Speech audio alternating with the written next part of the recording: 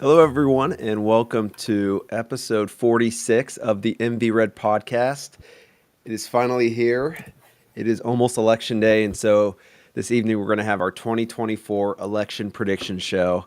Hopefully, Dane, we fare a little bit better than we did in 2020. So before we dive in to talk about kind of the state of the race and go state by state through, how are you feeling 48 hours from the initial returns coming in? Hey Michael, how you doing, man? What are you Great, wearing? Dane. Is it a Ohio State? No, I'm not What an is it? Ohio State fan. I just got my red on Oh, for hopefully a Republican victory. Actually, it's maroon, but I digress. okay. So here's kind of my mentality is that obviously I love politics and I love the election, but I have a business trip. This is killing me to Beverly Hills, California this week. So I have to fly out Tuesday on election night to Beverly Hills to LAX, and then I'm flying back Thursday. So I'm literally heading into like the belly of the beast, and I've never had an election day where I'm not home, and I'm really disappointed about that. And I really want to celebrate with Shanley. This is like our holiday, right? So I'm there's the election and the results of the election, but then there's like my personal circumstances, and I'm not going to be in Ohio. I'm in this weird mentality. I made a pot roast last night and I ate it today. I used a little bit too much beef broth with the pot roast. I used two of the carnes, and I think you should only use one. And so it was a little too liquidy. So that's kind of like my mentality. And yeah, do you want me to talk about the election, Michael? I mean, we got a lot to give me the agenda for today's call because I don't want to preempt stuff, but also I'm having a good hair day too. I'm looking at myself in the camera and I'm It's having a looking good good hair. tonight, Dave. It's Yeah, looking real yeah. good. I've been So, using so some here's Rogaine, so it's working. the Go ahead. no, so here's the agenda for tonight. I do want to make a couple comments on a poll that came out yesterday that I think shocked a lot of people in the polling universe, or there's the political universe. So we'll get into that, and then my plan is I have a spreadsheet which Dane knows about. We're going to go state by state through each of the swing states according to Real Clear Politics. We're going to make our picks. We're going to look at the polling data. We're going to look at the early vote data, and from there make a informed decision without try to avoid as much bias as possible. And we're going to try to make as concrete of a decision as possible for somebody like Dane, who has quite a bit of money riding on this election. I think he has it obviously in his best interest to be as accurate as possible with this. So uh, let's just first start talking about that poll that came out yesterday evening from Ann Selzer from the Des Moines Register showing Kamala Harris up 3% in a state that nobody on either side right now has as a swing state. And for tonight's sake, we don't have it as a swing state either. But nonetheless, she is the Sure, we gold standard, do we? according to a lot of people. Even when I did some polling analysis of my own, she did come out number one. So it definitely shocked a lot of people. And it caused turmoil on the betting market websites. But I guess I would encourage everybody who saw that poll and was immediately doom and gloom. A couple things. Number one, pollsters are not immune to outliers.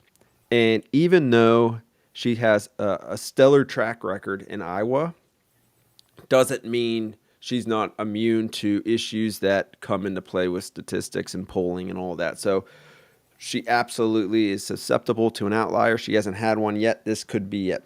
So that's the first thing.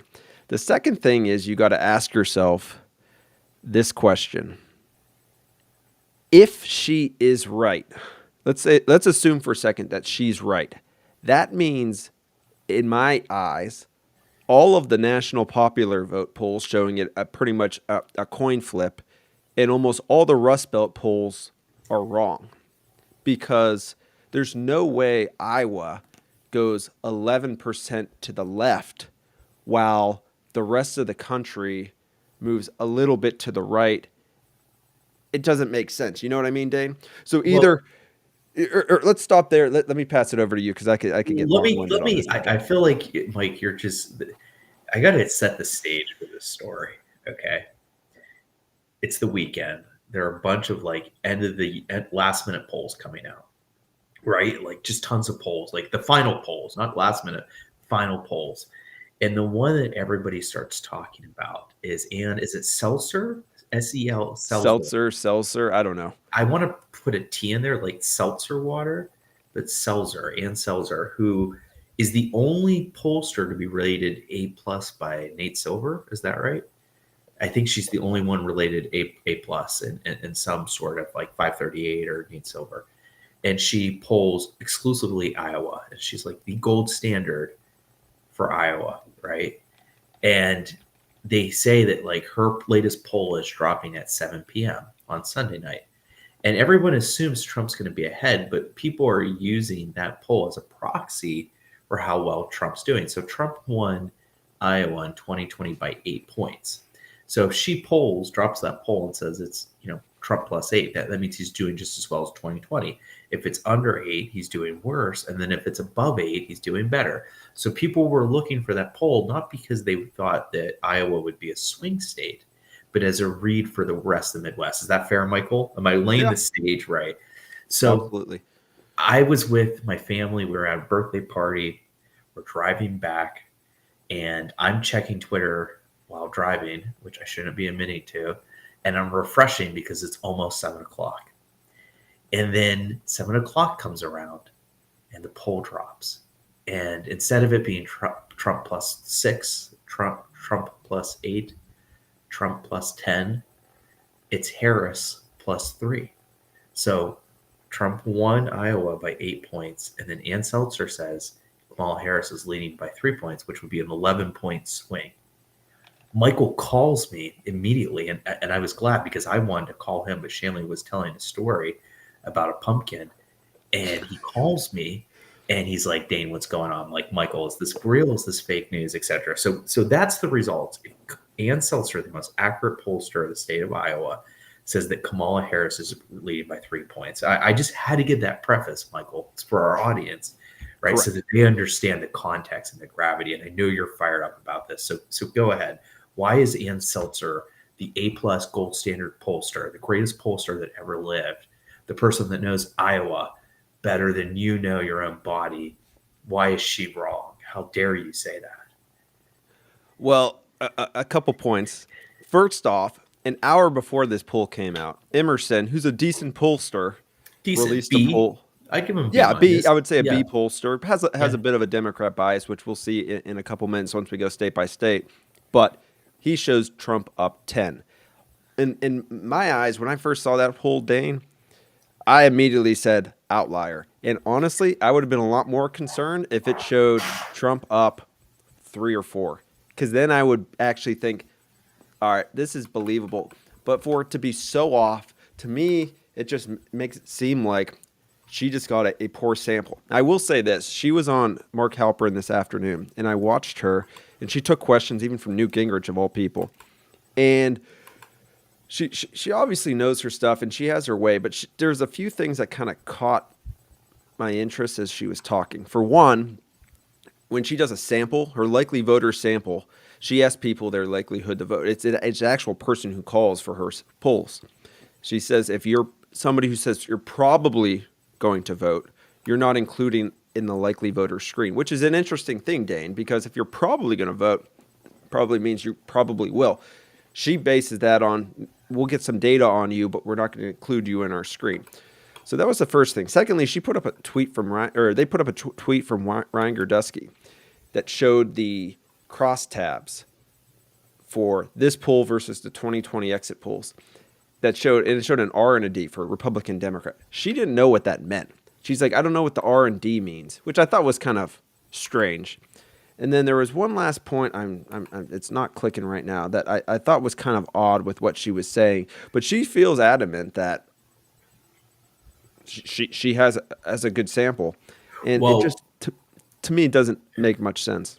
well, here's the context that you're missing. So the argument that the Democrats are circulating and that she has vocalized is that Iowa passed a 6 or 7 week abortion ban in the summer, Correct.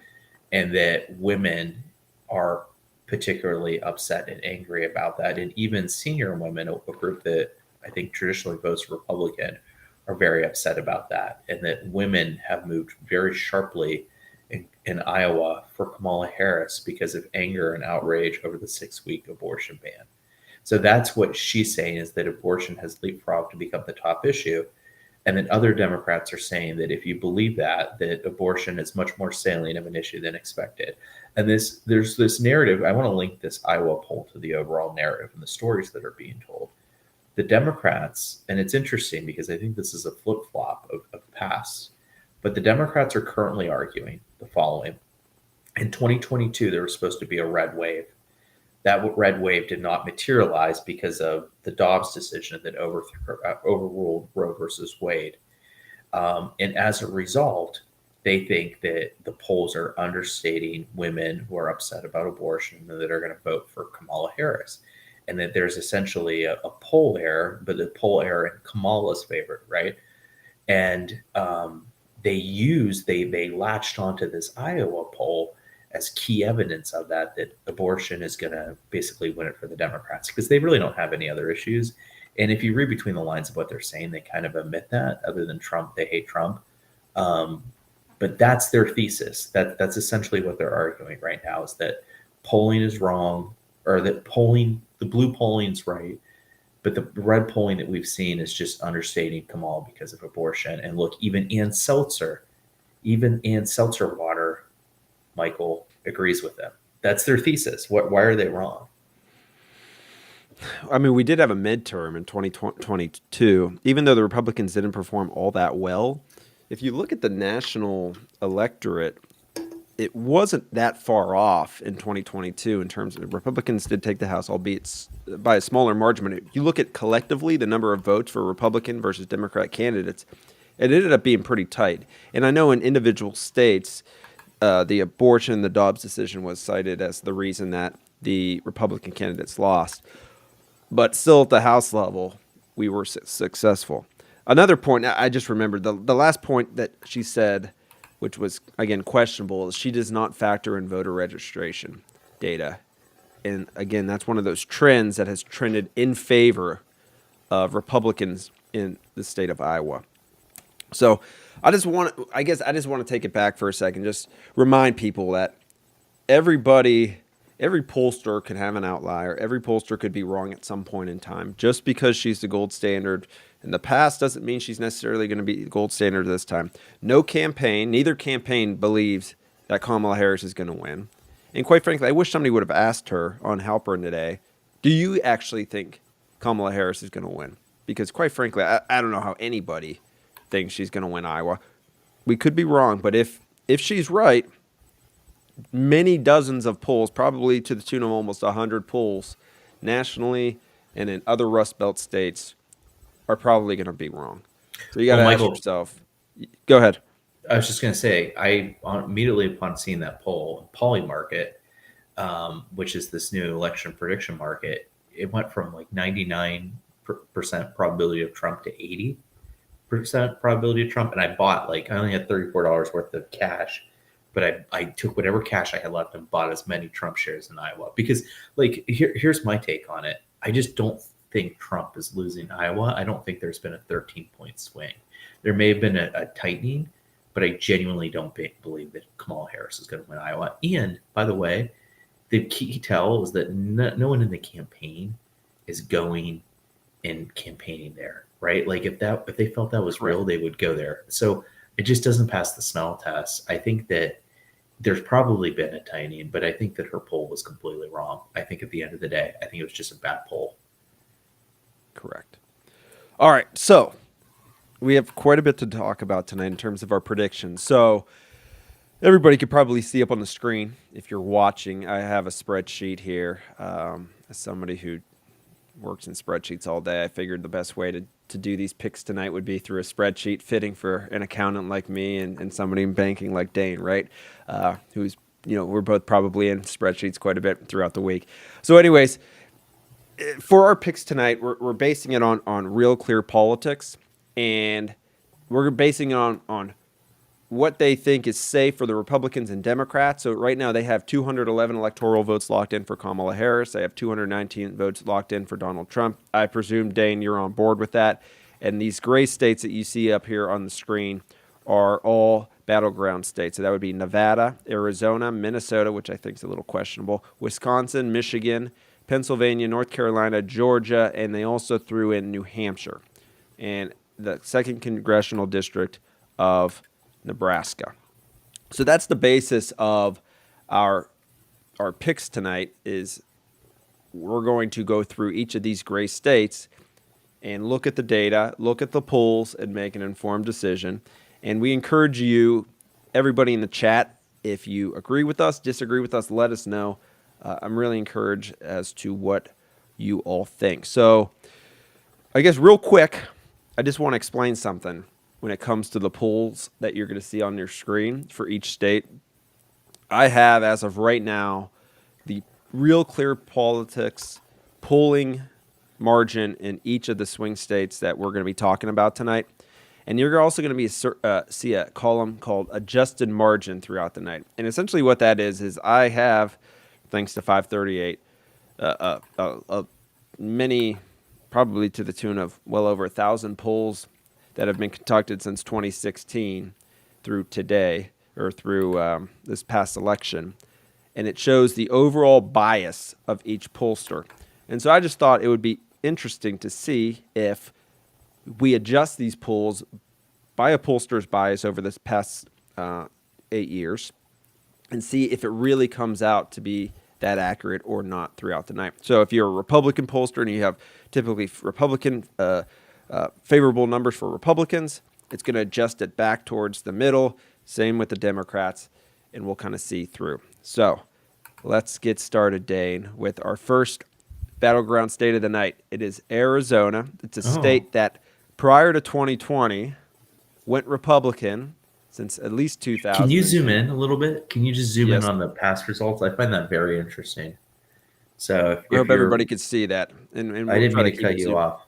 Yeah, keep going, Michael. I'm sorry. Nope. So it was one of those states. It's one of these weird ones that takes forever to count votes, but it's one that Joe Biden won by less than 0.5% in 2020. But as you can see, it's been trending a little bit blue towards the Democrats over the last, 20 years or so. However, of late, voter registration and some things have turned back the other direction. So this actually, as we go through, is probably, in my eyes, the most favorable of the swing states for Donald Trump. Here's the list of polls right now out. New York Times, Atlas Intel. You could go through the whole list here. And this is what was on Real Clear Politics earlier today. And when you go through each and you account for, again, the bias of each pollster, you could see the math. So a good example here, Dane, would be look at Trafalgar. It has historically Republican favorable polling results of 3%. So their 2% poll that shows Trump up is adjusted to a 1-point lead for Harris. But vice versa for New York Times, it has a almost 4% bias for the Democrats. It goes the other way. And again, it's just time to adjust. This is just my way. I'm not actually basing it on this. It's just a factor in the poll. So nonetheless, it shows Donald Trump up right now in the polls. Real Clear Politics average is about 2.6% right now. When you adjust the polls, it's about 4%. And if we go ahead and look at some early vote data right now, which I have up on another screen, which unfortunately it's not going to show right now. 40% or 41% of early voters are Republican, 33% are Democrat right now. And just for a point of reference, in terms of total ballot lead right now, it's Republicans have an 8.5% lead in Arizona, 188,000 ballots. So, and then down here, this is what the state of Arizona looks like. A lot of the population is centered right around Phoenix, which is Maricopa County. It's a goofy state in terms of the number of blue and red counties. Obviously, some of this, I believe, Dane, was probably due to Native American population. But let's get your thoughts on the state of Arizona. Well, Arizona is the one that's been trending to the left for two reasons. One is because of the California out migration, right? But two is I think that the Arizona Republican voter is a particular type of Republican voter that's really into a strong national defense and a relatively small state at home, but like this national security Republican voter. And it's very much like the John McCain Republican, and they don't do well with these populist types. So if you go back to your historical results, I think that's really kind of incredible. I look at 2008, and McCain was running, granted, but Obama was a really strong candidate, and the GOP won by 8.5%. And then in 2012, Mitt Romney won by 9%. And then all of a sudden, fast forward to 2016, Trump wins by 3.6%, and then the Biden wins by 0.3. So it's a state that's trended to the left. I think it's going to continue. I think it has a Democratic governor and two Democratic senators, right? Yep. Kristen Sinema, who's technically an independent, and who's the other one? Mark Kelly, the astronaut. So but the polling has been pretty blood red, and I do think that if anybody is open to the inflation economy argument, I think it's Arizona voters. So I'm going to put this one as red. I think it's going to be, they're going to bounce back. Like, I think that they were mad over Trump over COVID. Like, here's my picture of an Arizona voter. It's like a boomer. He's 68. He's retired, right? He was mad at Trump over COVID because even though he's like conservative, he took COVID really seriously. And then now that that's receded, he doesn't trust Kamala, and he's worried about inflation and his fixed income, and so he's back to Trump. So that's I'm calling it Trump. I'm 80% confident in that. I'm right there with you. It's just one of those states where it certainly seems as though, and it looks like our screen may have gone out there for a second. Give me 1 second, everybody. I can see it. Oh, you can still see it? Yeah. I don't know what's going on my screen right now. Nonetheless, we'll give those to Trump. That is 11 electoral votes. It puts us at 230 for Trump and 211 for Harris. So, Dane, you're still seeing that on the screen right now? Yeah. You just on the flipped to feed? me. Yeah. Oh, I have no clue what's going on my side. So we'll move ahead. We'll go to this should be an interesting one. The state of Georgia. All right. You see that, Dane? Yep. Okay. So this is another interesting one because, like Arizona, this was a historically Republican state that has been trending more Democratic in the last 20 to 25 years. And it's a changing electorate. A lot of, I believe it might be maybe the highest share of black voters in the United States. I could be off on that, but I think it's been attributed to the changing electorate, especially around Atlanta, and getting black voters out to the polls. It's a state that Joe Biden won by just 0.2% of 1% in 2020. How many actual votes did he win by in Georgia? That I'd have to pull up. Let's take a look here. 2020 Georgia. And while you're pulling that up, this is what I have a memory. 12,000 votes. So this is the one thing and I would appreciate somebody explaining this to me. Okay. I don't want to go into the whole election fraud thing, but on election night, I remember following Twitter. Trump was doing very well, right? And then all of a sudden in Georgia, they said a water main broke in Fulton County, is in Atlanta, and that they were shutting down counting because a water main broke. And that was approximately 11:30 p.m. on Twitter. And what actually happened? Did a water main actually break? Your guess is as good as mine, Dave. In Georgia, like, do you know what I'm talking about? Am I crazy? Like, you heard that story, right? Like, I remember election night 4 years ago, and then they shut down counting at like 11:30, and it was like, why did they shut down counting? Oh, a water main broke, and they never explained what was the source of the water main or like anything that happened. I don't know. I've never heard that. Like, if somebody could explain it to me. And then what was so bizarre is I remember hearing them saying they're shutting down counting. And I'm like, it's 11 o'clock on election night and you're going home. And they just locked it up and went home. Like, that was so bizarre. Anyways, Should I predict Georgia? Is that what you want from me, Well, well, Michael? well, let's first take a look at the polling data. Yeah, Right now, sure, in sure. Real Clear Politics, it's about a 2% lead for President Trump. When you adjust again for the biases, it comes out to 4%. Again, I think that's a little on the higher end. But again, you're factoring in past history of a Quinnipiac here.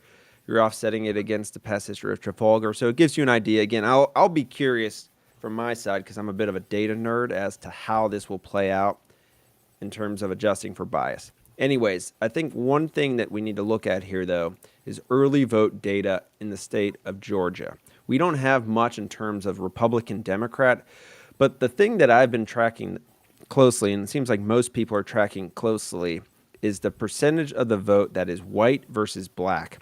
Right now, the share of the black vote is 26.3%. And I'm going to go back to a tweet here, which gives us some information that I think will be very interesting. In 2020, this is where we ended up finishing in the total electorate. It was about 58%. Actually, I think this may have been at the end of early voting in 2020. I could be off here. I don't know if Michael's tuning in. But it may have been 58.23% versus black percentage of 27.34%. Well, you might be thinking, okay, well, it's 58 to 26 right now. But remember, he only lost the state by 12%. So that matters. Those little percentages matter, especially with black turnout. That's why they've had so much success in it around Atlanta and really trying to get that state to become a swing state. Now, with that being said, let's pull down here. I want to take a look. What's interesting about Georgia is there's a little bit of a rift there between the Republican governor and Secretary of State and the Trump side. However, they put it aside, and the Republican governor won the state, I think, by maybe 10% a couple of years ago. He has a good infrastructure in place, and he's working to deliver Georgia for Trump. And so I think that's going to matter. As you can see, a lot of that population is in northern Georgia. You see those blue counties around Atlanta. And then Yeah. there's a little dots of blue throughout in some of the other cities. But you can see around northern Georgia, that's where it really offsets some of that vote. And it's going to be key on election night. So, in terms of me, I think this is one that I also feel, based on the early vote data with that electorate white versus black percentage, based on the polls which looked favorable again to Trump, even in Real Clear Politics, when you don't account for bias, it's a 2% margin. I have this one going to Donald Trump. Can I ask a question? Where do you get the early Absolutely. vote based on race? Like, when you submit your ballot to Georgia, are they like, "Hey, are you a white guy or a black guy?" Like, how is that being recorded? Where's that data coming from? I'm guessing maybe either a voter file or maybe just a voter registration system. You put your date of birth, you put your race, you put your gender. It's being tracked. Certain states will release more information about that sort of thing versus others. I contacted a contact I know in Ohio. If they had similar information available, they don't. But certain states you could pull that information together. And so for some states, like we'll talk about here soon, I would say like Pennsylvania for one, you get information about voter registration because you actually register for a party in those states. Whereas others, we get this sort of information. So we don't have maybe R versus D to go off of. We're going more off of what share of the white vote versus share of the black vote. Yeah. Yeah. Okay. I'm a little nervous about Georgia, I gotta admit. Although the one thing that's put me in comfort is that the polling's been pretty blood red. Like, Trump has been up consistently in polling. And again, I think like Arizona, to me, my typical Georgian voter is this like suburban white woman who was, voted Biden because she was tired of Trump. And then like she's been hit hard by inflation and now she's kind of mad. And the crime, I think the crime is really an issue in Atlanta. That's why that Buckhead wanted to succeed from Atlanta, so that she's like mad about that. So she's like, I'm going back to Trump. So I give it Trump. I'd say it's a narrow Trump win. I have it in polling market as a Trump win. So I think it's a Trump win. You can give it to Trump. All right. Now, we aren't doing percentages tonight, but in some of these ones, I think it's going to be important. So that gives Trump 16 additional electoral votes. It puts us at 246 to 211. All right, so let's move on to our first state of the blue wall that we're going to talk about tonight, which is the state of Michigan. And from my personal opinion, I think this is probably of the true 7 battleground states. I know we're going to talk about Minnesota and New Hampshire, which I am going to say Harris is going to win. Of all the other of the 7, this is the one that gives me the most concern as a somebody who would like Donald Trump to win without question. If you go back, this was a Democrat state until Donald Trump was able to flip it in 2016. Joe Biden ended up flipping it right back in 2020, along with Pennsylvania and Wisconsin. But in terms of the blue wall, even when you go back to 2020, this was Donald Trump, even though he won it by 0.2%. This was his closest result in the Rust Belt in 2020 or 2016. This was also his worst performing result of the Rust Belt in 2020. This is one that I do not have a great feeling about. Right now, Real Clear Politics average has it at 0.8% lead for Kamala Harris. And again, you adjust for bias, gives Trump about a 1% edge. Let's look at some of the early vote data, and we'll go through a tweet that I think is important. Let me show this tweet real quick. This is a composition of the early vote. There's not a lot of great data. There's some of these modeling websites. There's Target Smart Dane, and there's this L2 that they model the electorate. 2020, Democrats had about a 20% edge in the electorate, which is about 2.48 million votes. 2024, right now, according to Target or L2, it's about an 8% margin in the early vote. That's 2.52 million. In terms of some of this other data, it doesn't look like there's a lot of useful stuff here. The only thing I keep hearing about, though, is female vote. So the female vote is definitely coming out in the early vote. So it'll be interesting to see. And that tends, although not, it depends on the race of that female vote, but that tends to skew a little bit more Democrat than a Republican. And there is going to be that gender gap in a lot of states tonight. And I guess real quick, I want to make one point that I failed to make at the start that I think is important. Give me 1 second here. Let me go back. When we're looking at this data, I think the biggest question mark at this election day is the Republicans have embraced early voting more so than ever this year, right? So the question I have is, and we don't know, we won't know till Tuesday, are Republicans just, because of party registration edge and energy, they're just a greater share of Republicans are going to vote in this election versus Democrats? Or are Republicans cannibalizing some of their vote? They're just shifting it from election day to early vote, thus leaving us a lesser advantage when it comes to entering election day. So I guess let me stop there. Let me have you comment on that, and then we can get into our picks here in the state of Michigan. I think the Republic. So I will go from that to Michigan. I do think Republicans have done a very good job at turning out voters that were kind of on the periphery. So I am worried about the election, but I'm not worried about cannibalizing votes. And I think that I've noticed, and I can speak to myself personally, there was huge reluctance amongst Republicans to vote early in 2020 or to do early in-person voting. And I think that's all gone. Everybody I know, except for Shanley, is voted early. I voted early because I'm traveling. So I do think that there's been a sea change. And I think the benefit of that is that they are pulling in more periphery voters into it. With regards to Michigan, I think it's like, here's my take. 3 factors for Michigan. One is I do think the Arab vote has moved away from Kamala, which is a point in favor of Trump. I think that's real. I think that's going to affect the results. 2, I don't trust Michigan's electoral system. I just don't. Like, there are certain states that I trust the results and other states I don't. I think Michigan is a very corrupt state. This is my perception as an Ohioan. So that's a point against Trump. And then the decisive point against Trump is I think abortion really matters a lot to these people. In my mind, the Michigan voter, it's like a working class white woman. She's kind of heavy set. She wears a hoodie. she's a little rough. She has a college degree though, and like she didn't like Hillary. Hillary rubbed her the wrong way, but she's very pro union, but she doesn't like a lot of the woke stuff. And I think that she really likes abortion. This median Michigan voter that I'm imagining, right? She's like 60 years old, 55 years old, and I think like she didn't like Biden. She thought he was out of it. She doesn't. She she didn't care for Kamala, but like the abortion issue is too important, and I think she votes for Kamala. So she probably is a big fan of Gretchen Whitmer. So I give Michigan to Harris.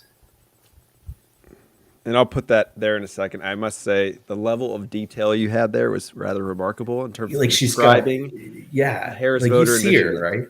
Like she's got a gray sweater. She wears jeans a lot. You know, she drives probably, well, it's Michigan. It would be a foreign car if it were any other state, but because it's Michigan, she probably drives a Ford Explorer or maybe like a Traverse, a Chevy Traverse, or maybe she drives a Malibu back and forth to work. But like that's her. That's her. Like she's kind of, I don't want to say she's crusty. That's rude, but she's kind of like edgy. Maybe not edgy, but you gonna get what I'm getting at. She's like a working class Yeah. white woman. Yeah. Yeah. I just got 2 texts. People are appreciating your voter descriptions. Yeah. They find Thank them you. quite. Yes. Yes. So I wanted to share this real quick. And this is what's interesting about Michigan. There's really the major cities, Detroit, where in Ohio you have Cleveland, Columbus, Cincinnati, and then you also have some other mid-sized cities. You got Toledo, you have Akron, you have Dayton, and then a little bit smaller from there would be like Youngstown and Warren. Well, in Michigan, you really have one major city, and that's Detroit. And then you got 2 more mid-sized cities, which is Grand Rapids and Lansing. But Dane, I think you're going to see something here real quick. What differentiates Michigan from Ohio is look at the suburban or whatever you want to call it, suburban or exurban counties around Detroit. They're blue, whereas in Ohio, it doesn't extend further. You know what I mean, Dane? You have Yeah. Cincinnati, but the surrounding counties around Cincinnati are very red. You got Columbus. The surrounding counties are red. Same with Toledo. Same with Cleveland. I mean, I know Cuyahoga and Summit count or touch each other, but they're 2 separate cities. Up here in Michigan, it's not that way. Those blue margins extend to the suburban counties, and that's why this is a state I think it's just tough. It's tough to break through. It's going to be tough for Trump. I think his last rally is actually in Grand Rapids, which is they're probably hoping they could keep the margin down there. But like you said, I think this is a tough one. I know you had referenced the era population there, and it may be trending more Republican. It's just you gave a voter profile. It's not a voting electorate I could really put a good pulse on compared to a lot of other states, and so I am also going to give this one to Kamala Harris. Okay, let's go to our next state. And that's Well, what do we 15 got? for her. So we're Dane and I are on the same page here. 246, 226. All Let's right. do Minnesota real quick. This one we should spend. Yeah, this is going to be quick. This is one that is going to go Democratic. It's gone Democratic. It even went Democratic in 1984 for Walter Mondale when Ronald Reagan won 49 states. This was the lone straggler. I think the last time it went red is when Richard Nixon won 49 states in 72 or something You like sure that. it I don't know wasn't the. 1988? It didn't. I don't think it went uh, Republican for HW. I know HW won probably like 40. I thought he won maybe like 40, 45 states, but Richard Nixon, I do know, won it because the only state he lost was Massachusetts, and then he lost D.C. Yeah, it's a polling margin of just shy of 5% on Real Clear Politics. Just for bias, it's still a Democrat lead. I don't even think we necessarily have to go into it. It's got a major urban center there, Minneapolis, St. Paul, and then you got this Iron Range up here in northeastern Minnesota that just tends to vote Democratic. That's up there around Duluth. The rest of the state is pretty red, but I mean, I don't know what what else to say here other than I expect it to go for Harris. The Minnesota voter to me is this like, Please you give us a know, good description of Minnesota yeah, voters, please. yeah. It's a husband and wife, very small c conservative in the way they live their personal lives. She's probably blonde of some sort of Nordic descent. The guy is like, light brown hair. They're in their early 40s. It feels like a bit of a younger state to me relative to like a Michigan, but they're like true, like they're, again, they live their lives very conservatively. They have very low debt. They probably have a mortgage and it's at like 3% that they refinanced. And he works probably at a bank and she's in like social care or something like that. And they actually, like on paper, they should be very Republican, but they're true believers into the progressive causes. Like she drives a Subaru. They have their two kids. They listen to NPR religiously.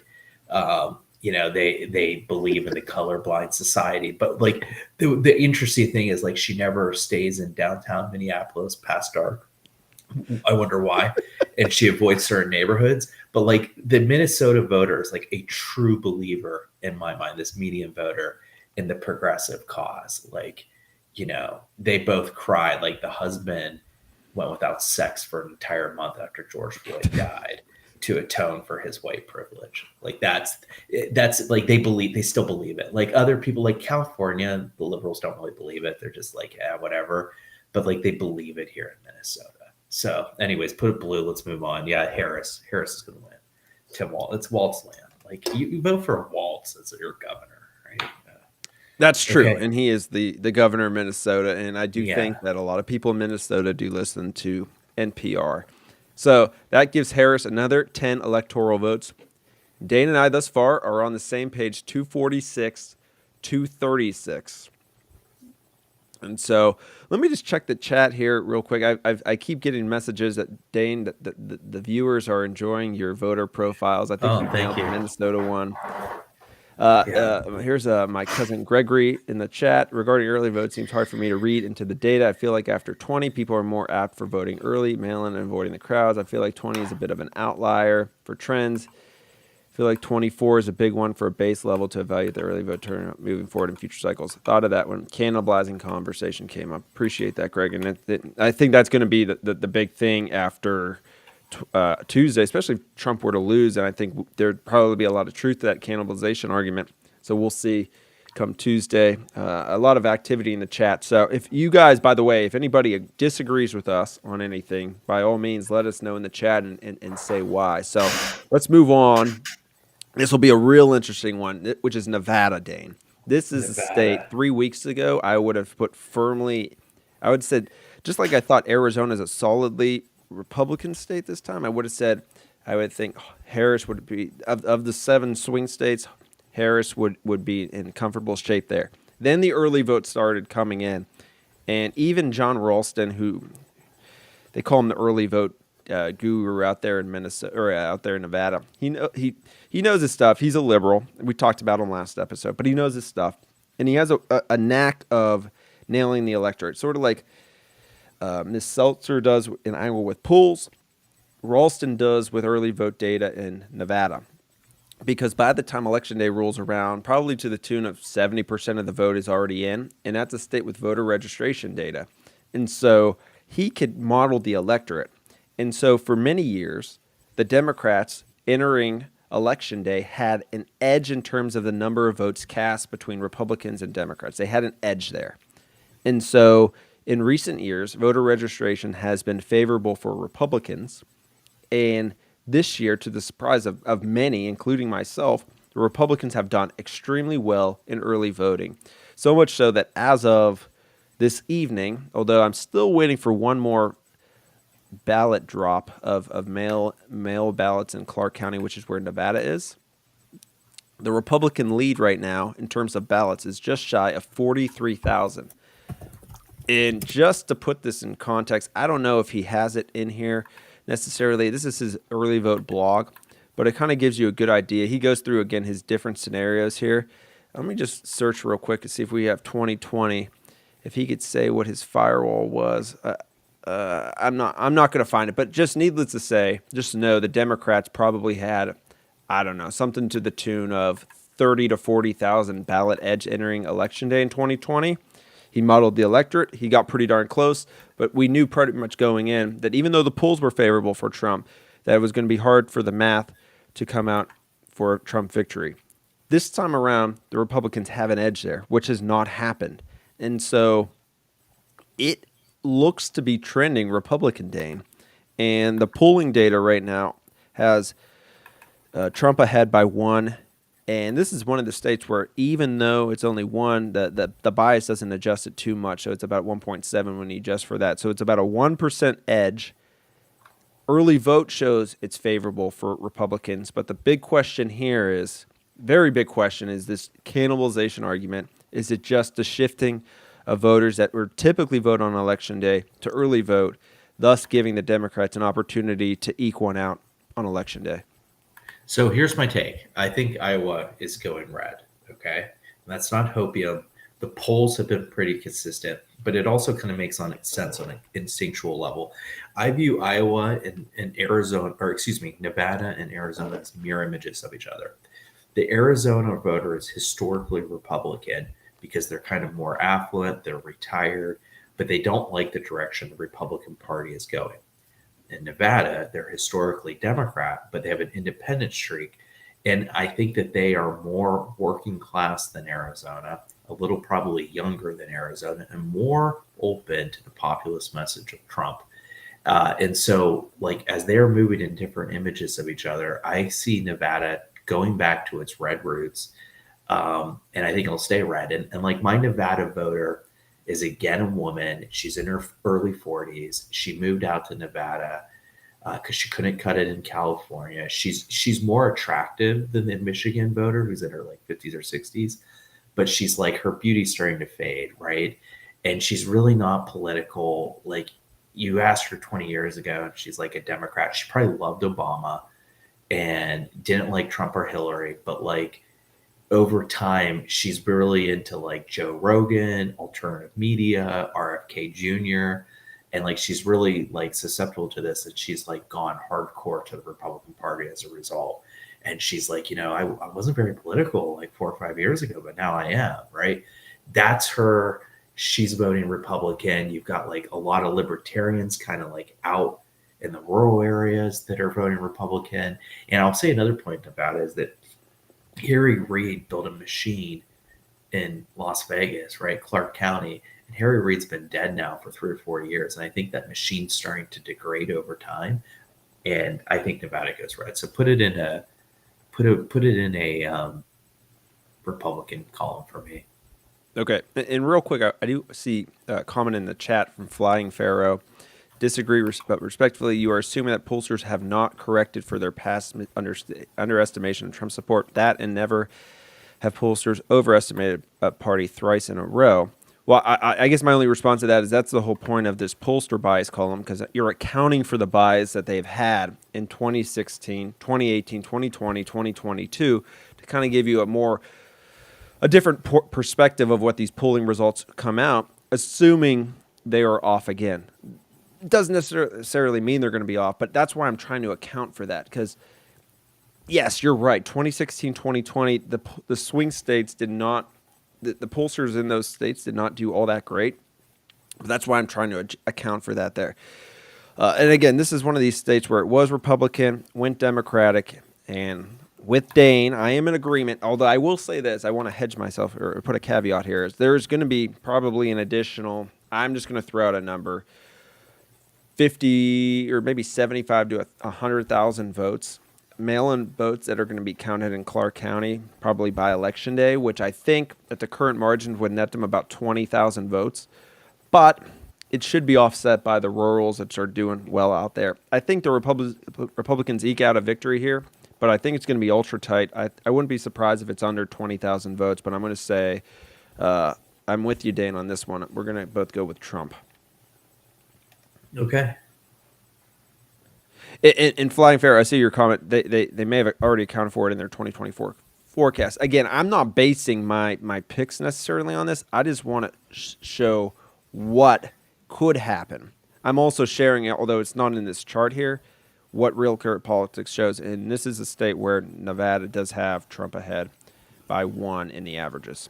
And so that is 6 electoral votes for Nevada for Trump. Gets us to 252 to 236. So far, Dane, we are neck and neck. We are in agreement. Although we've got some interesting ones down the stretch here. So let's go to New Hampshire. I think this will probably be a quicker one. This is a state that did go to George W. Bush in 2000. Since then, it has gone Democratic.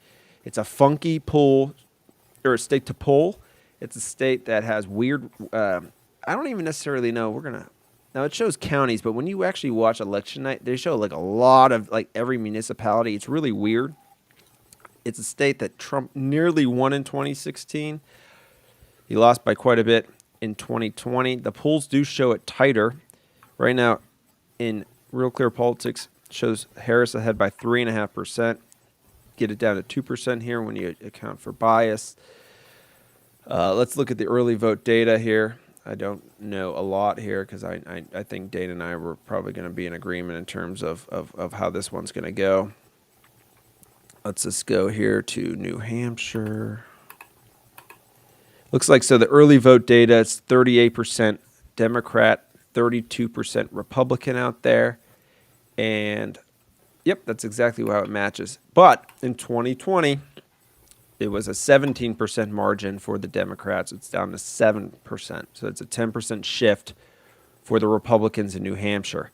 But not so fast, as Lee Corso says on College Game Day. I don't see it.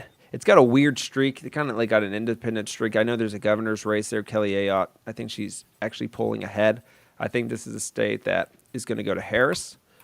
But it could surprise some people if Donald Trump has a really good night. Somebody in the chat said nail biter, but Harris, Ayotte wins governor. I think that's probably my take too. I think Harris wins. The New Hampshire voter, one is you've got an influx of like Boston people, right? They're just subsuming the state because they ruined Massachusetts. And so they're fleeing like locusts. It's interesting how Democrats will like destroy an area and then migrate outward. And they never have this moment of self-reflection. They continue to vote blue. But that, you combine that with like, I think the typical New Hampshire voter is a guy in his 50s. He's got like a Patagonia vest and he's got an LL Bean flannel. He drives a Subaru. His wife drives a Subaru. He drives like an old Jeep Wagoneer that he's preserved, that it was his dad's and it was his side project fixing it up. And he's probably not very religious and he doesn't like the religious stuff, but he doesn't like the Democrats either. But he just, he rolls the dice. He's like, yeah, whatever. I'll just vote Harris, he doesn't really think that much abortion, but he's probably mildly pro-choice, but it's not a big issue. And he's like, the stock market's done well for him, right? So he's just like, yeah, I'll vote for Harris. I don't want to be seen with those Republicans. So North Carolina's that's the next state. That's where I have a real difference. So that's more I actually for think Harris. I think 252 Trump, to 240. So let's go to North Carolina. I think Trump loses it. Discussion here. I think he loses it. I have a bad feeling about North Carolina. Wow. Okay. So let's take a step back here. GOP wins in all the elections except Obama in 2008. Trump wins it in 2016.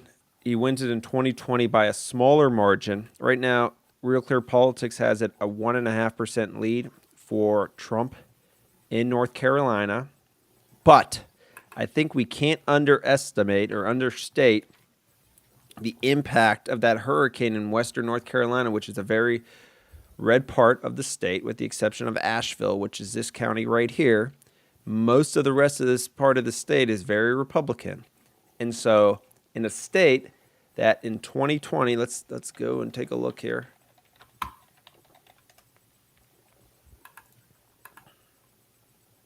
So in a state that, what is that, about 70,000 votes, Trump wins. Look at some of these counties. These are very Republican counties. You're netting 15, 20,000 votes in some of them.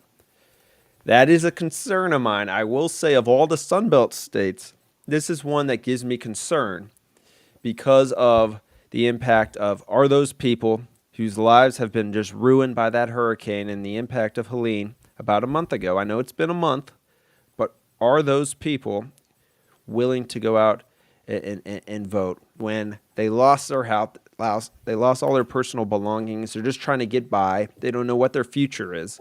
Are they going to come out and vote in this election? Are they going to value their personal impact of the hurricane and what they got to do to get through it, or over voting? We shall see. But that, to me, is the biggest question. But, Dane, I'm going to throw a couple things out at you here that I think are Okay. very interesting in terms of North Carolina. So, for one, this is Michael Prusser here. Oops, I should not have done that. I'm sorry. Everybody still see my screen? Yeah. Okay. Let me just pull this up here. Michael Prusser. Okay. You still see my screen? Yep. Uh, No, I don't. I no, see you. I'm gonna share. I'm gonna share it again here. I screwed something up. All right. Can now everybody see my screen? Yep. Okay. You don't see it? I see it now. I see it now. Okay. Yep. All right. This is the most interesting thing about North Carolina, Dane. Look at this. 4.4 million votes. This guy who's an early voting whiz for Decision Desk, which is a nonpartisan website, says 80% of people have already voted right now in North Carolina. I think that's remarkable. And right now, the Republicans have an edge of 41,465 votes in the raw data, which is a 0.9% thing. So this is very interesting. 2020 at this point, Dane, a little bit more votes. Now, granted, this was as of yesterday, so the numbers are slightly off in terms of the number of votes here. Democrats had a 5.8% lead. And so early voting is more favorable right now for Republicans, but I still have concern about what is happening in Western North Carolina. And I think it's interesting, though, Dane, in terms of North Carolina, in terms of the number of rallies, I think the Trump campaign may have put 3 or 4. Somebody's saying in the chat has like 5 rallies in North Carolina down the stretch. I think that says something. And what I mean by that is, and we'll talk about some of these Rust Belt states here in a second because we're going to get into 2 big ones. If Trump were to win Pennsylvania or Wisconsin, Harris could offset them by winning North Carolina. And I think of all the Rust or the Sun Belt states, this is one where she has the best chance. And so we're going to disagree on who I think is going to win here, but I do think this one's going to be close. And I've been talking to some people who I've expressed some concern about North Carolina. I think you eliminate the hurricane from the equation, I'd feel a lot better. I would say it's probably Trump by 2 to 3. But again, when you only win a state by 70-some thousand last time around, if you start losing a few thousand this county and this county, and you got some of those bluer counties around a lot of these urban cores that have a lot of universities, I do have some concerns there. So I'm going to give it to Trump. You're going to give it to Harris. Yeah. So Interesting, Dane. here's my take. I think that the governor race is weighing down on the presidential race.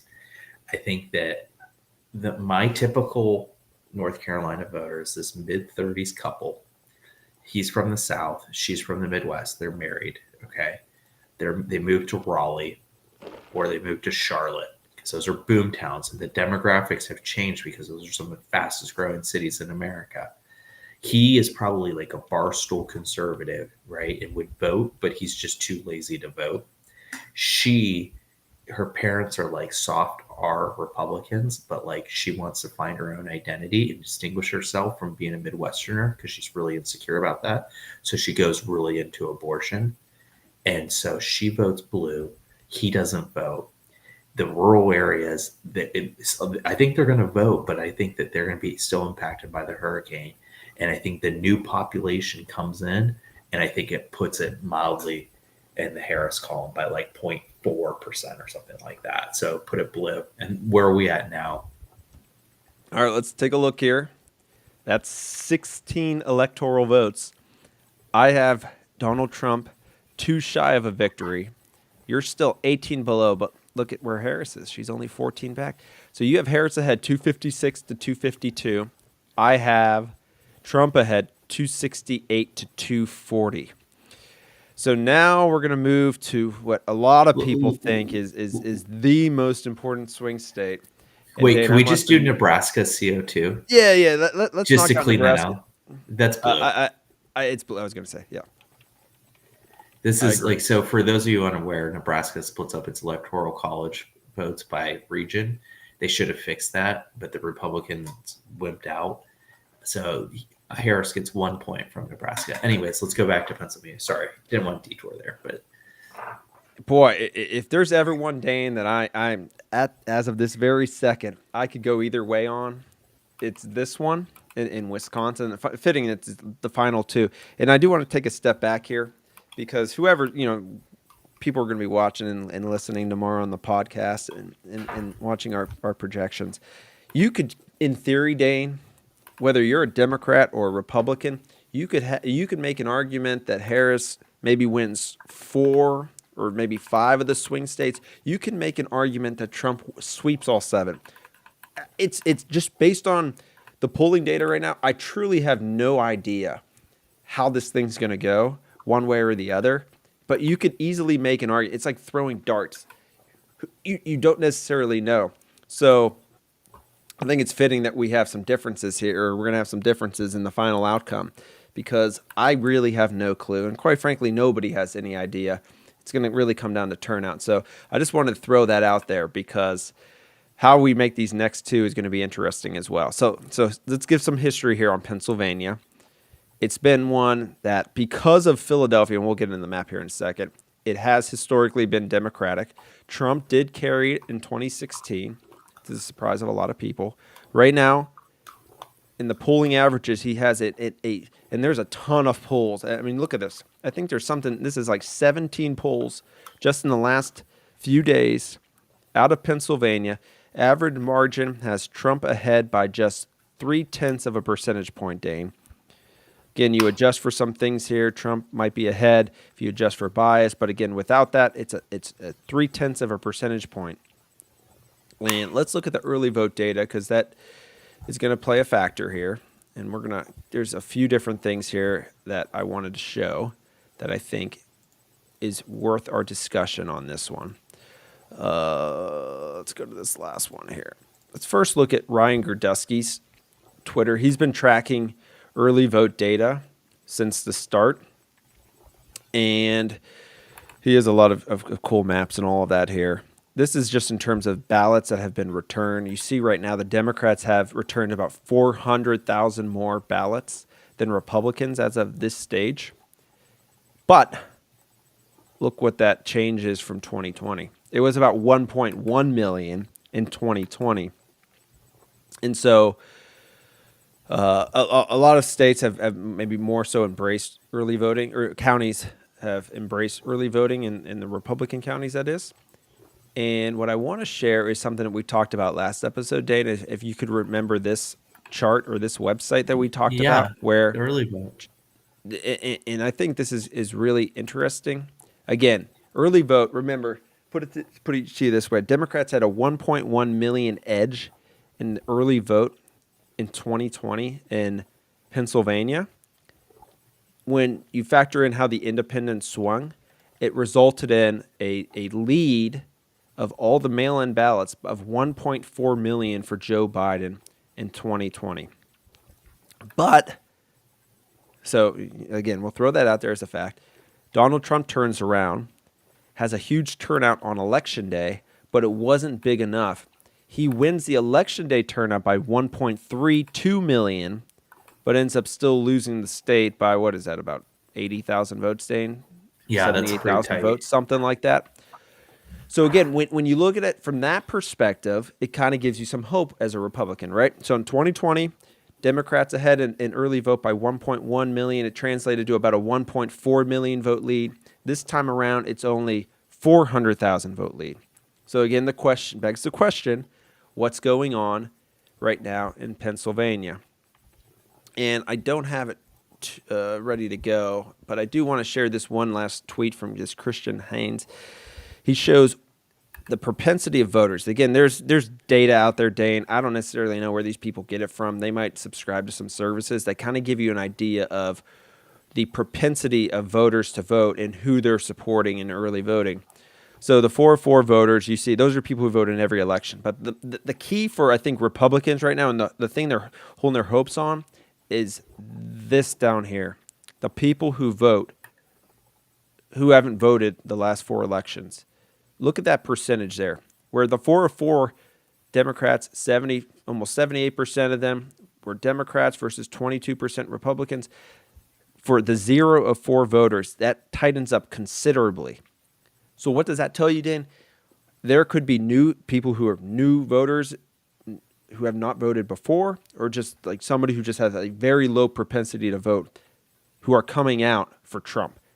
And that's the hope if you're Donald Trump right now, is getting those people out in what is such a key swing state. So I'll shut up for a few minutes here.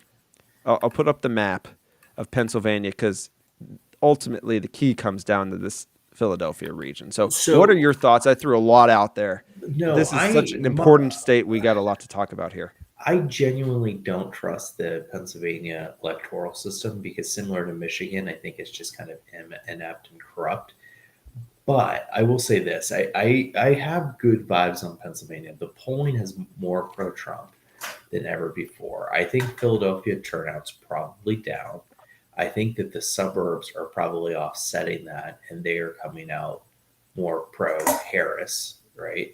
But I do think that Pennsylvania is a big state. There are a lot of rural voters in the western part, like in Erie or outside of Pittsburgh. There are a lot of working class voters. So this is just a gut impression. I don't have any real good data to back this up, but I do think Pennsylvania goes for Trump. I also think the Trump team has been spending so much attention to it, particularly Elon Musk. And I'm not going to bet against Elon Musk when he's been living in Pennsylvania. So I think that the rurals turn out well. The suburbs stay red enough, and Philadelphia is down. And like another way of asking the question is, look, Biden won it by 80,000 votes in 2020. Do you think that the environment's more favorable to Trump or since 2020? And I would say yes, it is. He's doing a much better job. You don't have COVID. And I think, is that worth 80,000 votes? I would say yes. So I put it in Trump's column. I think he wins Pennsylvania. Interesting. I'm still formulating my opinion right now, Dana. But before I do so, I want to throw something out here. And I think this is very important because I'm also going to share something else. I've got way too many tabs open, but you got a lot of data. I need it for Pennsylvania because this is such an important state. Yeah. And again, you could go one way or the other on this one. But I think there's something out there happening right now that might be being missed by pollsters. And let me show my spreadsheet. Anybody who follows this account knows the last few weeks I've been posting daily updates on Ohio early voting turnout. I got this really big spreadsheet. I love it because I'm a nerd. But there's something here that I think we need to look at. And unfortunately, I can't share my one screenshot here. Cuyahoga, this is Cleveland. Franklin, this is Columbus. Hamilton, this is Cincinnati. These are the 3 biggest counties in the state. These are also the 3 counties with the highest percentage of African-American votes in Ohio. And this is the column you need to look at. Or actually, this is a column. Right now, even though Republican counties, as a percentage of registered voters, are about 33.5%, Democrat counties in Ohio are 25.6%. But let's just zoom in here real quick. Cuyahoga is performing very poorly in early voting. Franklin, not as bad, but still not good if you're a Democrat in Ohio. Hamilton, same thing. Is it just purely a coincidence the 3 counties in Ohio that have the largest share of African-American vote are turning out perhaps the worst in the state? And why do I mention that? Because I know we're talking about Pennsylvania. It's this chart, this Patrick Ruffini, he's a pollster. He has great data here. But look right here at Black Philadelphia voters, Dane. I think this is really, really interesting. Look at in 2020. Now, granted, I know there were more there's more early voting in 2020 than 2024. But look at these numbers here: 116,000 then. It's at 64,000 now. Republicans, there's not many there, but 3,700 then, 30 or 3,100 right now. In terms of percentages, the Republicans right now have already met 83% of their 2020 electorate in Black Philadelphia. The Democrats are only at 55%. And same goes for when you factor in Pittsburgh. Actually, my calculations factor in Pittsburgh. But I think that's really important because I'm seeing it every day in these early voting numbers in Ohio. And I think the biggest question, Dane, that I have is are blacks going to come out at the rate they need to get Kamala elected? Any thoughts on that? Yeah. Again, I don't think that the cities are turning out like they are. I don't think the Philadelphia machine's working like it did, and I don't think the vote is. I don't know. I feel like the rural areas of PA are more motivated than the urban areas of PA. That's my take. I would say this though. I think the suburbs of Philly are probably trending blue. Like I think those Yes. people are very voted, but like to me those net out. But I do think rural voters are very, and I think that there's probably going to be like Erie was very close in 2020. I think Erie's going to go red this time. Erie County. Um, the counties around Allegheny are probably going to go red and stay red. I think also, like in my mind, the Pennsylvania voter is kind of like an older guy. He's not very political. You know, he doesn't trust big government, but he doesn't like the big companies. He's like a John Fetterman voter, right? He probably loves Israel, and he like votes blue, right? Just out of habit, but he doesn't. You know, he's old. Well, he's not old, but he's like 60s, and he loves football. He's just not a political guy. Pox on both their houses, liked Obama, was really proud of voting for Obama, talked about it to his like grandchildren all the time. Um, and that same guy, I think, is like just like was probably like worried about COVID and liked Biden and related to him. He's probably ethnic. He's like Central European. He's not really religious, but he used to go to church, so he kind of likes Biden and how Biden pretends to be Catholic. And then I think that guy's like, you know, I don't like either of these guys, but I don't trust that woman, Kamala. I'll tell you that right now. And then I think he votes Trump. So I think Pennsylvania's red. I think it is. Call me crazy. I think it's red.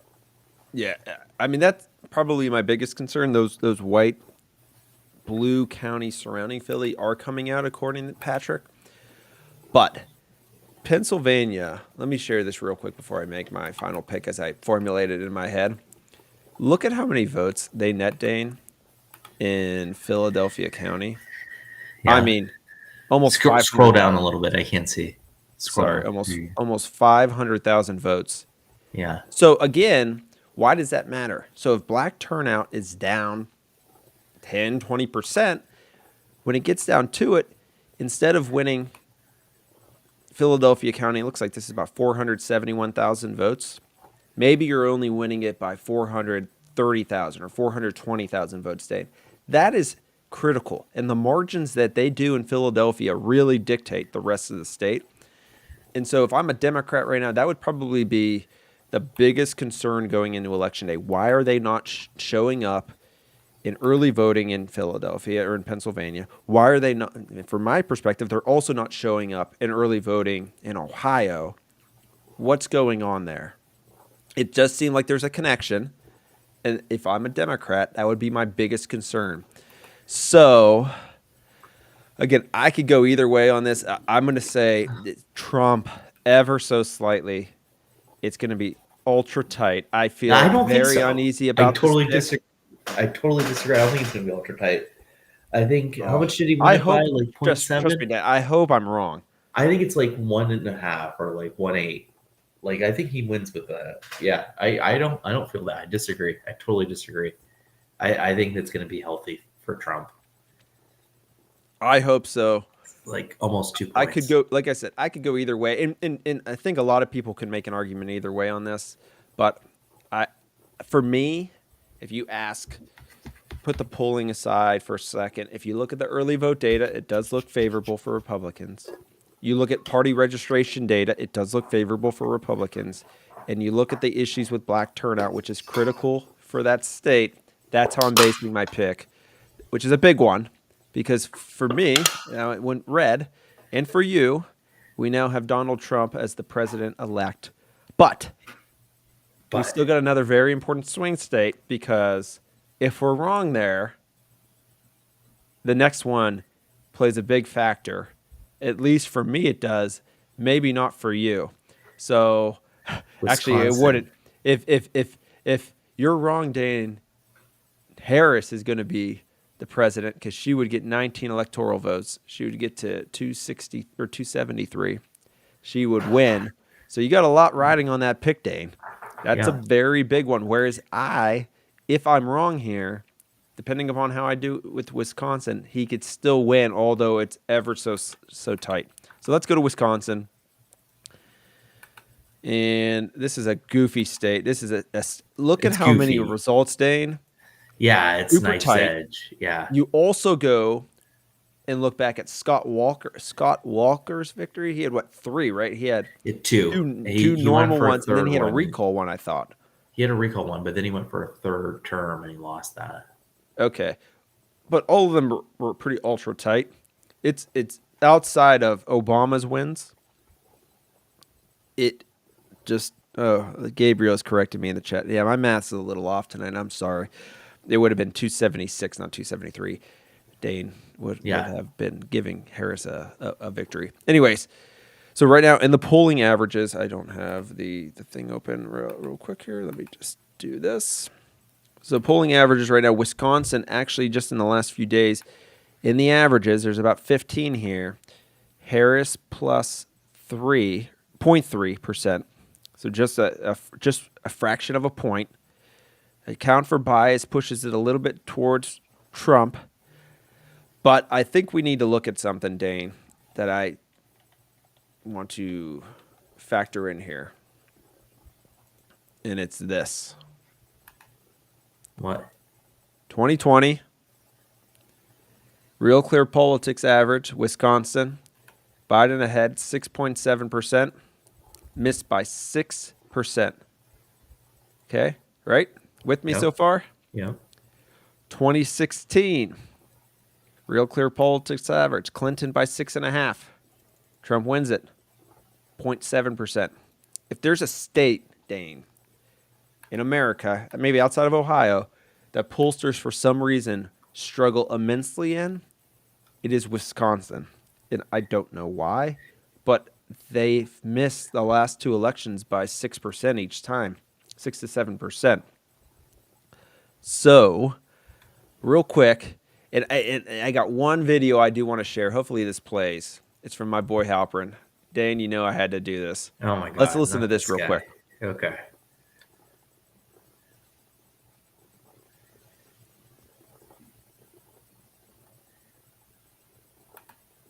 I can't hear him. You can't hear? No. Oh, of course you can't hear. Anyways, he says, he said this Friday on his show. He said he has three sources, one Democrat, two Republicans in Wisconsin, who said Wisconsin is the toughest of the Rust Belt states for Harris, and she's in a tough spot. I There, agree. I totally I agree. unfortunately don't have the tweet up or the actual tweet. I wanted to play the video. Unfortunately, it doesn't seem like that's going to happen. Fitting, I have technical issues, but anyways, here's some information out there. This is another goofy one where there's limited data, really, Dane, in terms of what's out there. This is the best I got. 2020 early voting, more female than male, 56 to 44. It's tight this time, 51-49. It's a state that is really strange in terms of the polling. There's the two big blue areas, Milwaukee and then Madison. But Milwaukee, what's interesting about Wisconsin is look at the counties surrounding Milwaukee, are very red. Sort of reminds me of like Geauga County, Medina County, surrounding Cleveland, Butler, Claremont, Warren County, surrounding Cincinnati. Very red suburban counties around Milwaukee, and obviously a couple of two very big blue counties in Dane and I forget Dane, Dade. There's a Dane. Dane, Dane, like my Dane name. and yeah, like your name, and then It whatever was is that named after Milwaukee me. County. No, that's where Madison is. It's in Dane County. Okay. It was named after me. You don't know that?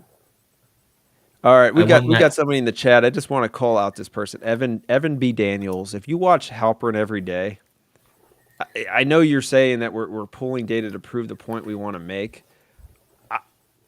I mean, for in Dane's case, he's literally one state away from giving it to Harris. In my state, depending upon what I do here, I'm either 1 or 2%, or 2 states away. I could, like I said at the beginning of this show, I can make an argument either way right now. I'm not trying to scour data to just find what I want to see. My Pennsylvania pick is based honestly more so on what I'm seeing in Ohio and the three biggest African American counties than it is anything I'm really seeing in other than that tweet I put up about Philadelphia. I have polling data that suggests really right now everything I've done so far is it matching Real Clear Politics. So I know people are going to accuse us of being those evil right wingers just picking something for Trump. Trust me, I could go either way on Wisconsin and Pennsylvania, and and again, I gave my explanation. If you disagree with me, that's fine. But I just want you to know I'm not just trying to find information that is best for Trump. I think Wisconsin's red. I think it's absolutely red. I um I think it's a tough state to poll. I think Wisconsin voters are very fiercely independent. I think that to me, like my Wisconsin voter is a white woman, age 52.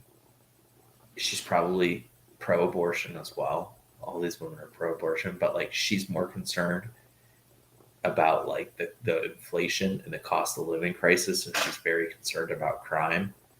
And like she'll go back and forth because she really likes public unions, but she also is concerned about crime and she doesn't like woke.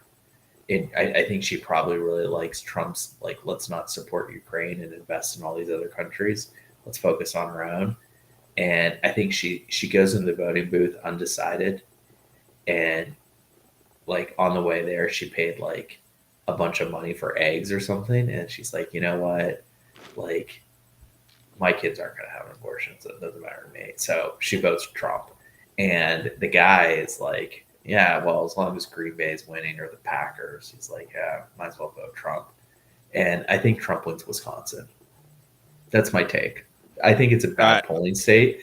And if he's tied in polling now, I think that you give it to him. I just do. I do. I think Milwaukee's not going to turn out. I think nobody in Milwaukee is paying attention to this election. That's my hot take for you. I think Milwaukee's like, what the hell is going on? Right? Like they knew about Obama, but I don't think nobody in Milwaukee has been paying attention. I think the libs in Madison, like they've all like they were really upset about George Floyd and they rioted and burned stuff down and that. But like I think they're probably tired because their school loans are coming due and like they haven't finished that master's thesis they've been writing. So they're like, I don't know. I just think like Wisconsin's red. I don't have a good argument. I don't have good data. I just look at that state, and I also think they do not want to be like Minnesota. I think they're tired of being compared to Minnesota, and they don't like Tim Walz because he's not their type of Midwesterner. So I think for all those reasons they go red, like 2.2 points. 2.2. Yeah, I of all the Rust Belt, I do feel more confident about Wisconsin than I I do do. Pennsylvania. And even though Pennsylvania, and that goes along with what Halperin and his sources said, she seems to have an issue there. And on his show, he's been talking about internals in the Rust Belt, which have showed Trump ahead in the Rust Belt by 1 to maybe 3% for the last few weeks. And I just feel Wisconsin, based on past polling issues there, based on those comments, I will give it to Trump. Again, if I'm right, great. If I'm wrong, let's say either way, Trump's ahead. I still feel of all of my states, I I feel least confident in Pennsylvania. But Dane, you have Trump being the 47th president with 281 electoral votes to 257 for Harris. I have 297, 241. I think either way, um, to me, I guess let me ask you this: which state do you think is going to be the tightest on this list? North Carolina. All right, so you're going to say North Carolina. All right, I'm just going to highlight this for just to remember, and I'm going to say Pennsylvania is going to be the tightest. I think you're wrong about Pennsylvania. I'm not trying to be bullish Trump, but I really think there's been a change in Pennsylvania. I really do. I think the state's gotten older. It's not as dynamic. Like North Carolina is growing. There's a lot of young people moving there, and they're voting Harris. Pennsylvania is graying, and I think Pennsylvania is like Ohio was.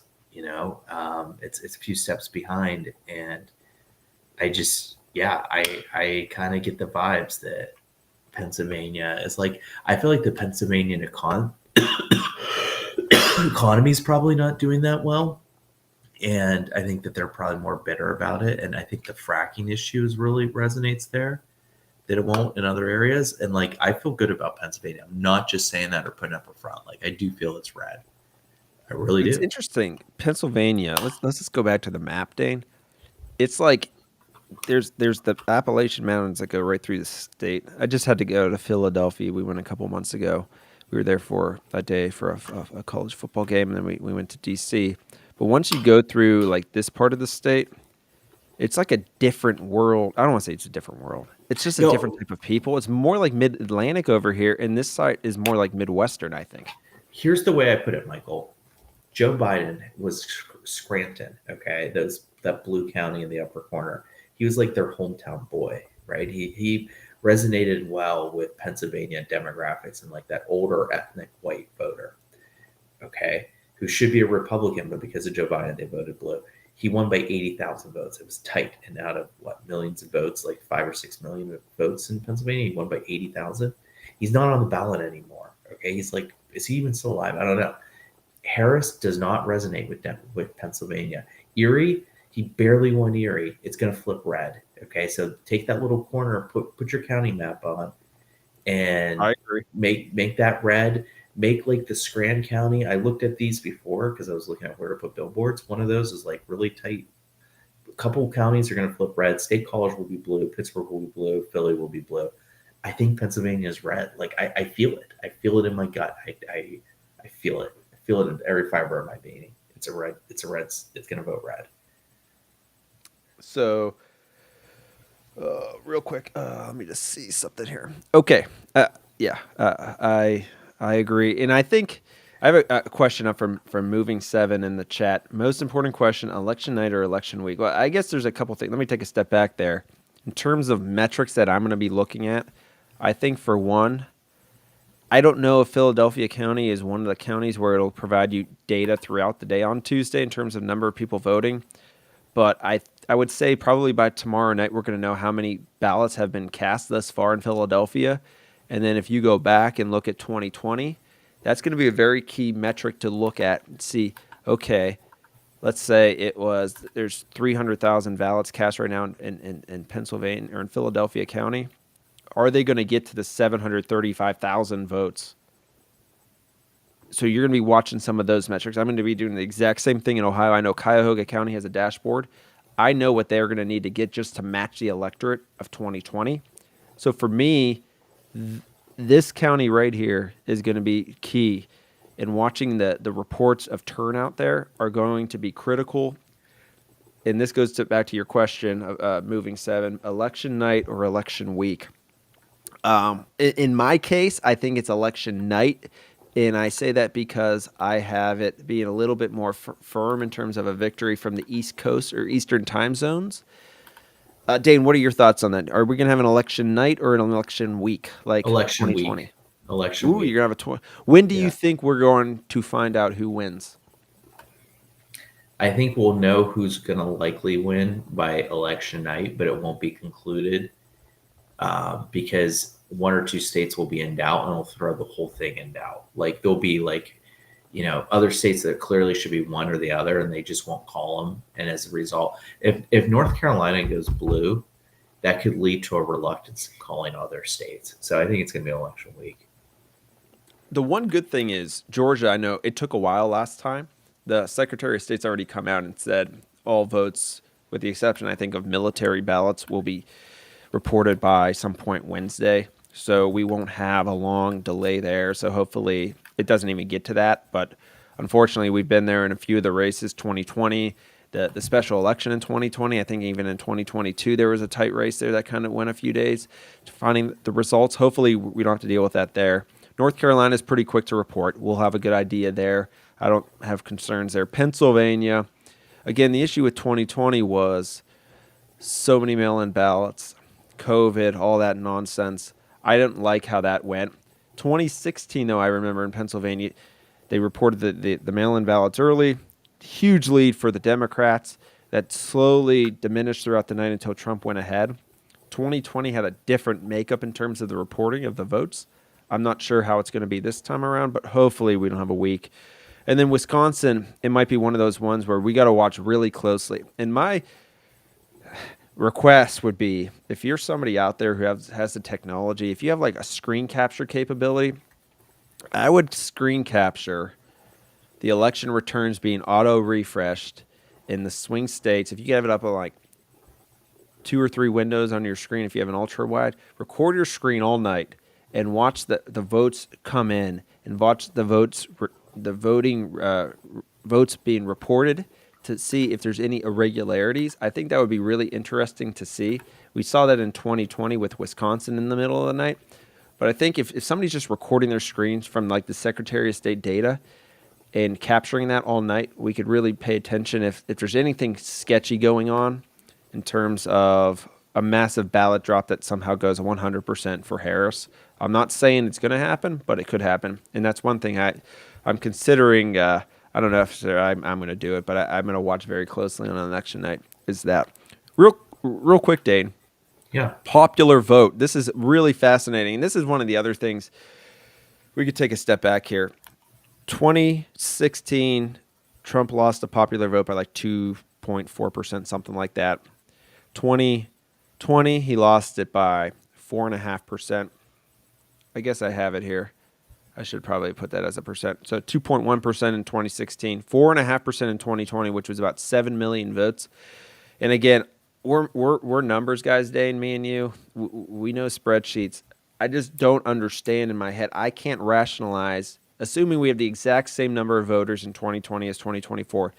You're not going to make up 7 million votes only in California, New York, Florida. You're just not.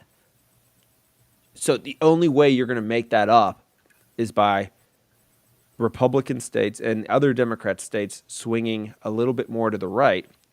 And I just don't understand. I can't possibly fathom, Dane, these swing states being immune to a rightward shift. And look at how many polls we have here. A ton of polls.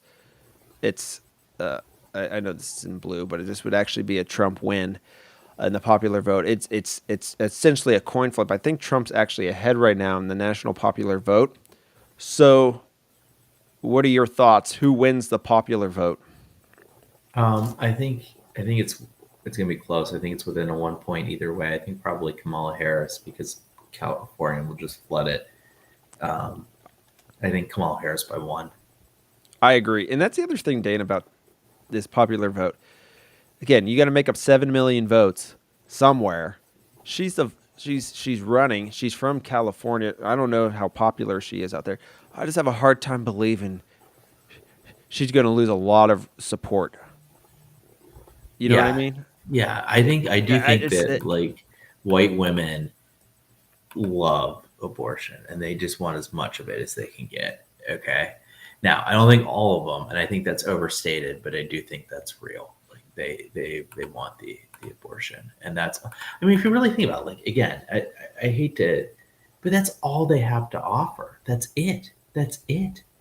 That's all they're offering is this abortion issue. I've never seen a campaign run on it. Like nobody could argue that her foreign policy would be better.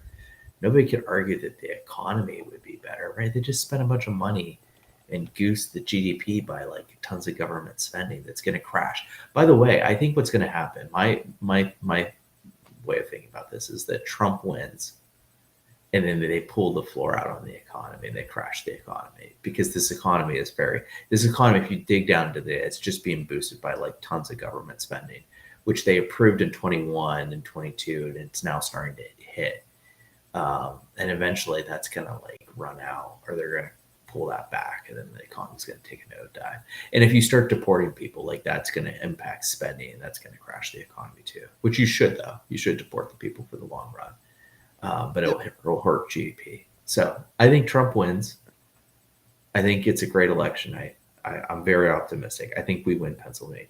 I think we win Wisconsin. I think we lose North Carolina, and I think North Carolina eventually becomes the new Virginia, a Republican state that's trended blue.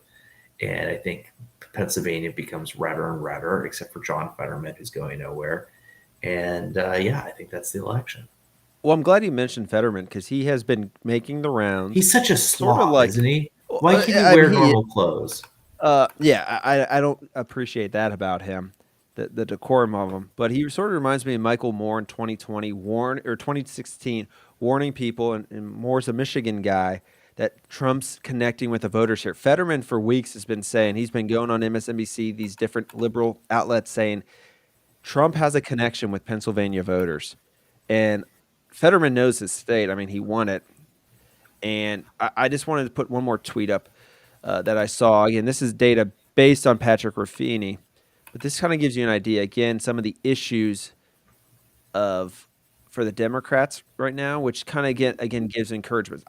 He doesn't post probably the strains, which is the suburban voters around Philadelphia here, but it does give you an idea of the issues for Democrats in certain. Look at this white working class around Philly; they're down 30,000. Republicans are up. Around Pittsburgh, down 17,000. Republicans are up, and then black vote in Philly and Pittsburgh, same thing.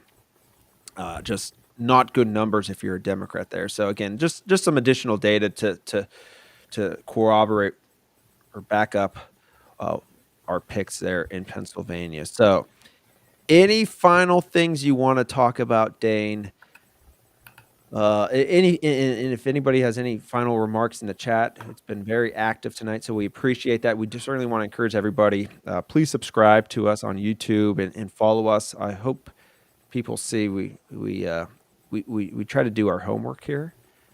Yes, we want Trump to win, but we also are numbers guys, and we have to trust the data that's out there. And I think we try to do just that here.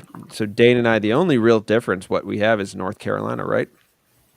Yeah. And where did you put Wisconsin? I did say Trump. I may have not have Okay. verbalized it, but I agree with you on. And honestly, I could probably still go either way in Pennsylvania. I was going to say Trump with Wisconsin. I just felt most confident about that. And again, that would have still been a Trump victory. Well, they Regardless. say, here's my final comment. Every election, they're like, this is the most important election of their lifetimes. But the Democrats have found a way to cheat democracy. And the way they cheat democracy is the demos. If they lose elections, they just change the demos, right? They import voters. Like, why are 20,000 Haitians in the middle of Springfield, Ohio? Haiti is thousands of miles away. That's not random. That's intentional. Billions of dollars have gone in to put in Haitians in Pennsylvania and Ohio, these red states now, or these states that are trending red, because Democrats want to change the demos. They don't like the American people. They want to create a new America because it's a powerful landmass, it's a powerful economy, and they want to control it, right? And I don't think that there are going to be many more elections after this. If we lose, that are like, it's over, it's game over. We're really close to the end game now. Kamala Harris has run a terrible campaign. All she has is abortion, but because the demographics have shifted so much, she is within a razor's edge of becoming the president of the United States. Like, she's an unintelligent person, right? Like, she couldn't even. No one thinks she's competent. If she were white, she would be nowhere. It's because she's black, half black, that she's gone promoted far above her capabilities. So this is it. This is what's on the line. And if the Republicans lose, which is possible, the Democrats will import more people. They will go full on open borders like Joe Biden did, because they know their time is short. And they will import them to red states so that they can win future elections. And that's as simple as it is. And You're not going to be talking about national elections. You're going to be talking about state elections and hoping that you have a Republican state that can shield you from the worst of it. But if you have somebody weak like DeWine, they're going to turn a blind eye to it because, DeWine's wife fell in love with Haiti. So there you go. So yes, vote Trump. Is Trump perfect? No. But is Trump's run a good campaign? JD's a highly intelligent man. Elon wants to take us to stars. And by the way, I think that there's two types of mentality people have. You either have a growth mentality or a decay mentality. And I struggle with this myself. But like abortion is very much like, we just have to it's inconvenient. We kill it off, right? It's that type of mentality. Whereas Elon Musk is, let's go to the stars, let's colonize other planets, let's expand humanity, let's build, let's create, let's build an economy, let's colonize, right? And the Democrats are, let's hate white people, abort babies, and I don't know, listen to Charlie XCX's Brad album. I'm being facetious, but I struggle to really find it outside of abortion. What do they offer people, right? I guess to fight price gouging because they print a bunch of money. So I don't know. Vote Trump. I'm Team Trump all the way. You know that. All right. Final 3 predictions, real quick. Yeah. Iowa. Selzer, obviously, we both think she's going to be red. wrong. Yes. Yeah. How red though? Emerson plus 10. Selzer 6 plus. points. I have no idea. I don't even. Right. I don't. Do they let corn vote in Iowa? Iowa's okay. Red. All right. Home state Ohio. +6. Bernie Moreno wins. Though. Bernie Moreno wins, but it's a little tighter. I'm interesting. I'll say Iowa. I'll say Iowa +7. You said +6. Ohio. I'm saying again, Dane. If I'm a Democrat right now, I see Cleveland, Ohio. You got a lot of work ahead of you. You're probably right. Trump plus 10. And I'm basing it solely. It honestly, for people to, there's not been a lot of polls done in Ohio. They do show Trump ahead. I just think they got an issue there, and if they turn out, I think your +6 is maybe possible. I think it probably would be closer to 8. I think if they don't, I see no signs in the Mahoning Valley of it trending back towards the Democrats this cycle. So again, I think that's going to be the same with Northeast Ohio. I'll say Ohio +10 for Trump. I'll say Bernie Moreno by 2%.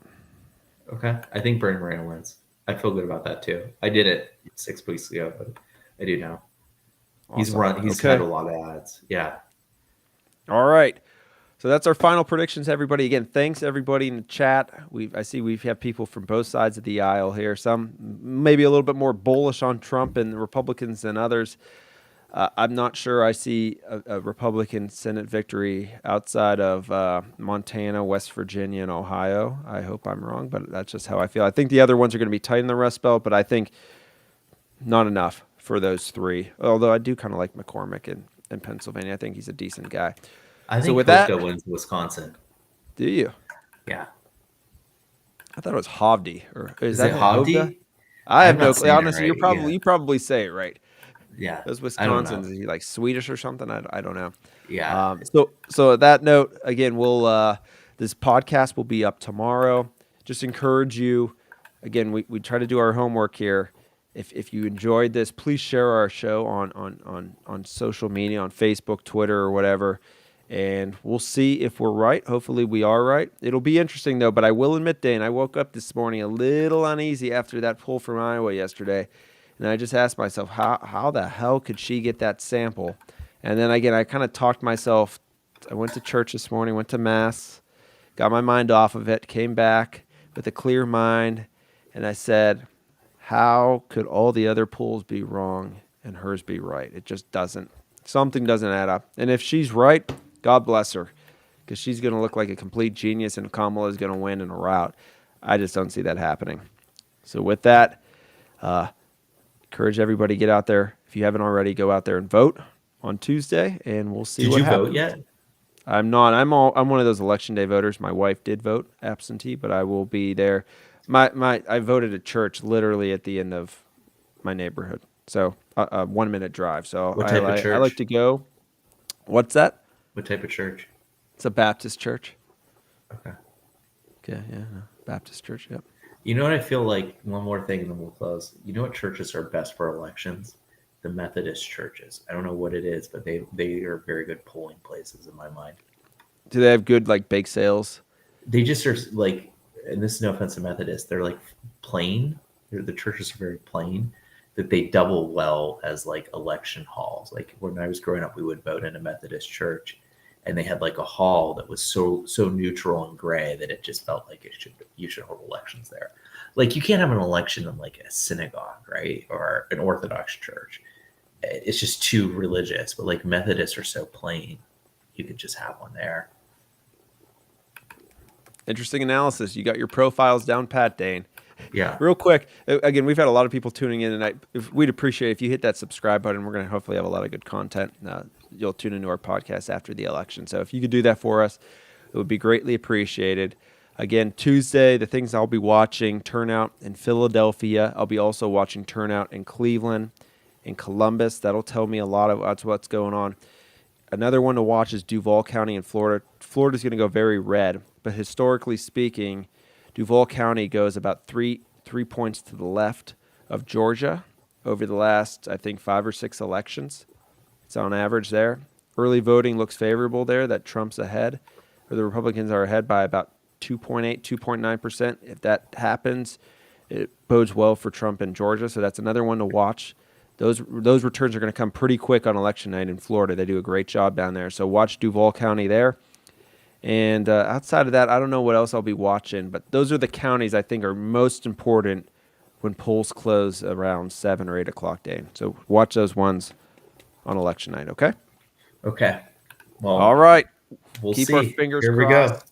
I'm nervous. I'm nervous. And it was fitting, Dane. I tweeted out today at the end of Mass. It was fitting that they played "Let There Be Peace on Earth." I think it was a sign for later this week for just America. Regardless of what happens, hopefully there's no hanky-panky, but we could agree to disagree or just accept whoever the Americans pick. We'll see what happens. We'll see. All right. Okay. Take care, everybody. Thanks again for tuning in. Go out there and vote on Tuesday.